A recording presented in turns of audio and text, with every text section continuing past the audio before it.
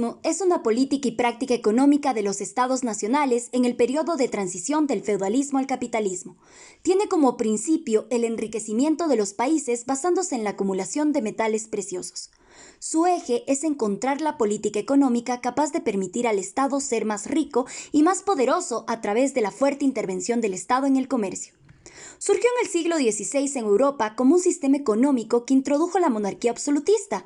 En el capitalismo, este sistema fue aplicado durante toda la era moderna tras la caída del sistema económico feudal. El origen de su riqueza es el oro principalmente y los metales preciosos. Su forma de obtención es desde la extracción de las colonias, en el comercio exterior con las exportaciones vendiendo productos en el extranjero y las importaciones restringiendo la compra de productos extranjeros y la piratería. El mercantilismo generó un aumento de producción, nuevas tecnologías, la comercialización de los excedentes de producción y un incremento en el intercambio comercial.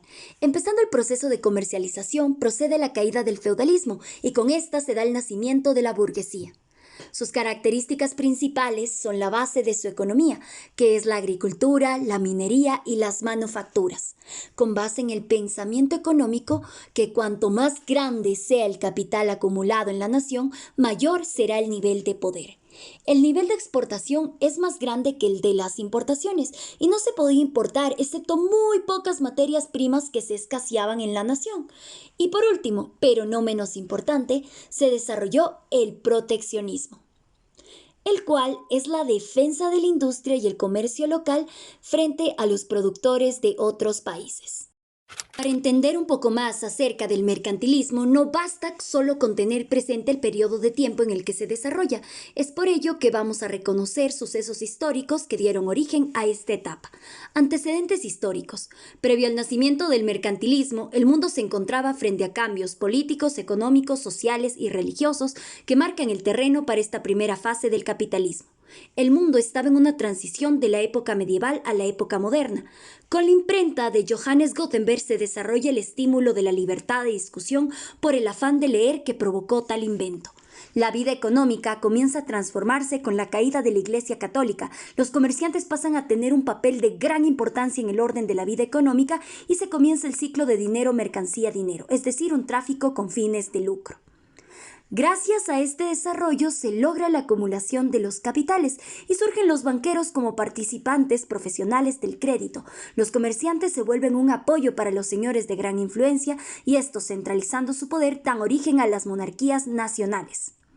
Con las mejoras de la navegación se logran descubrimientos de rutas comerciales y tierras que hasta entonces eran desconocidas, lo cual aumentó la esfera geográfica, haciendo más extensas las operaciones comerciales e incrementó, así como tal, el comercio mundial.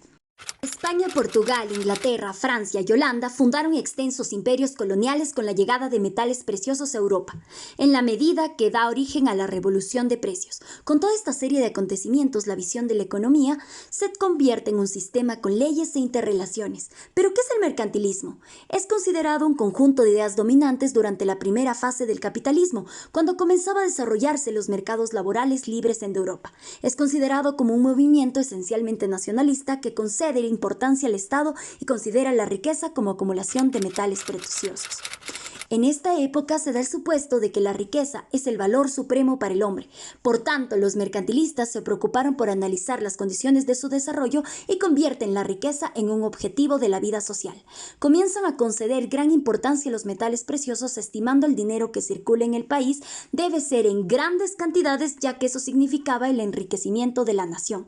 De modo que el fin de la economía se convirtió en la acumulación de metales preciosos, fruto de la explotación minera o del comercio.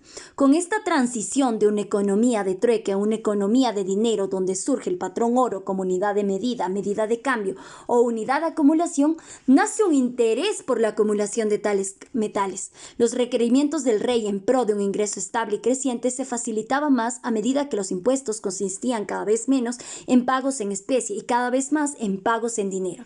Con estos ingresos seguían aumentando debido a que los reyes comenzaron a gravar el comercio y además la colonización con derechos por conceder privilegios a compañías comerciales y por otorgar monopolios.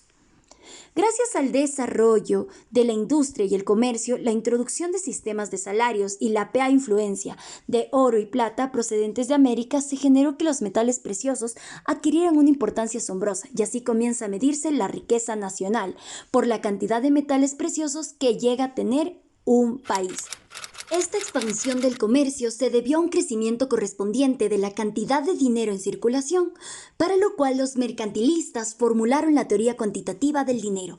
Con estas condiciones, los estados comienzan a prohibir la salida de metales preciosos para que se mantuviera así el dinero en circulación, y en caso de realizar importaciones no se podían pagar con oro o plata, sino que debían intentar intercambiar por otros bienes nacionales para conservar así sus metales. El rol del Estado en la economía. Una característica de esta etapa es que aparecen los estados modernos, donde se sustituyen los lazos de fidelidad que unían a los vasallos y a los siervos con sus señores por unos sentimientos patrióticos, lo cual se extendió por Inglaterra, España, Francia, Alemania, Flandes y Escandinava. Luego de esto, el papel central del Estado se vuelve indispensable para romper los obstáculos feudales.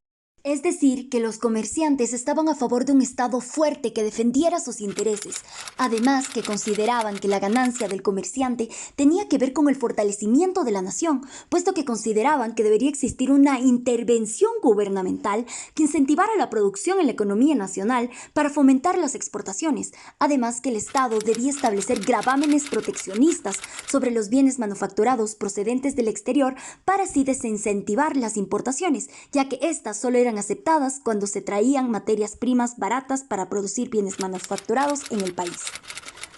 Por estas razones, el Estado pasa a tener un rol de primer orden en la dirección y realización de la política económica, favoreciendo el enriquecimiento de todos los ciudadanos.